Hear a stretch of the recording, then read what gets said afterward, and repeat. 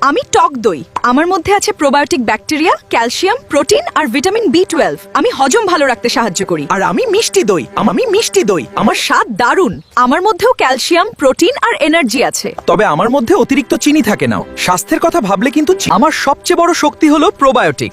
এই ভালো ব্যাকটেরিয়া পেটের হজম শক্তি বাড়ায়, গ্যাস কমাতে সাহায্য করে আর অন্ত্রকে সুস্থ রাখে। আমার মধ্যে আছে ক্যালসিয়াম, ফসফরাস, প্রোটিন আর ভিটামিন B2 ও B12। তাই ডাক্তাররাও অনেক সময় নিয়মিত টক দই খেতে বলেন। আমাকে সবাই খুব পছন্দ করে কারণ আমি অনেক সুস্বাদু। আমার মধ্যেও ক্যালসিয়াম, প্রোটিন, কার্বোহাইড্রেট আর কিছু ভিটামিন থাকে। কিন্তু আমার মধ্যে অতিরিক্ত চিনি যোগ করা হয়।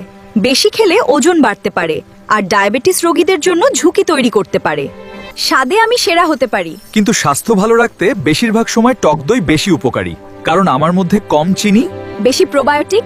আমাদের দুজনের মধ্যেই ক্যালসিয়াম আর প্রোটিন আছে। এই পুষ্টি উপাদান হাড় ও দাঁত মজবুত রাখতে সাহায্য করে। আমার মধ্যে থাকা প্রোবায়োটিক রোগ প্রতিরোধ ক্ষমতা